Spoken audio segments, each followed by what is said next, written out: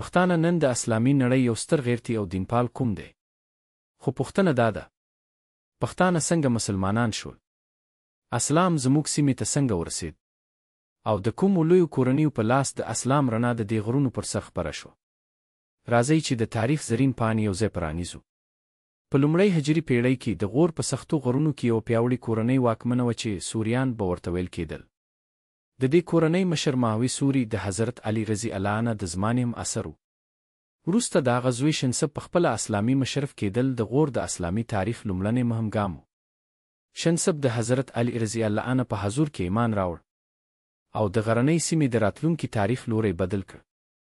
شنسب لمسی امیر پولاد هغه سړی و چې د غور امارت متحد کړ او د عباسي خلافت په جوړېدو کې له ابو مسلم خراساني سره اوږه په اوږه ودرېد. په 1300 هجري کې امیر پولاد د غور ټول غرونه تر خپل واک لاندې کړل او مرکز یې مندهش و. امیر پولاد د اسلامي خلافت یو مهم ملاتړ و او همدا لامل شو چې غور ورو ورو د اسلامي مدنیت برخه شي.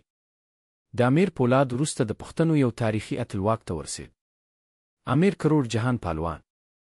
د هغه زړورتیا، عدالت او اسلامي میړانه د پښتنو په شاعرۍ، فولکلور او تاریخ کې ژور نقش پرېښود.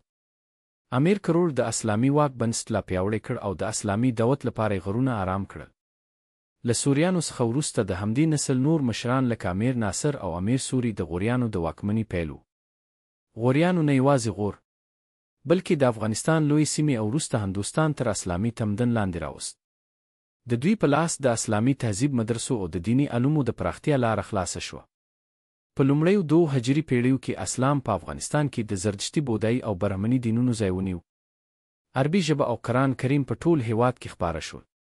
پهلوي ژبه ورو ورو افول وکړ او فارسي د اداري ژبې په توګه راپیدا شوه. بلخ، هرات، زرنج او مرو د اسلامي علومو لوی مرکزونه شول. په همدې خاوره کې ستر علمان وزیږېدل.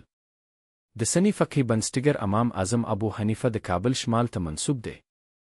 ابن المبارک مروزي او د سیستان ګڼ نور پوهان د اسلامي نړۍ د رڼا ستوري شول. دوی نه یوازې افغانستان بلکې ټوله اسلامي نړۍ روښانه کړه.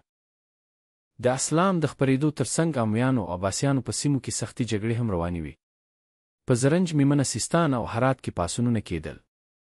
یوسف البرم سپین کالي، خپلواکۍ غوښتونکي او د رتبیل پاڅون دا ټول د سیمې د بې ثباتۍ نښې وې. خو بیا هم اسلام هر کال، هر نسل او هر کلي ته نږدې کېده.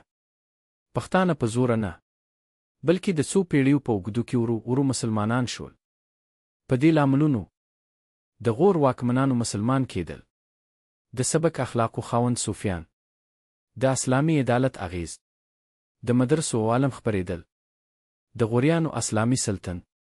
له همدې امله پښتنو په خوښۍ اسلام قبول کړ او وروسته د اسلامي نړۍ لوی مدافعین او مجاهدین شول.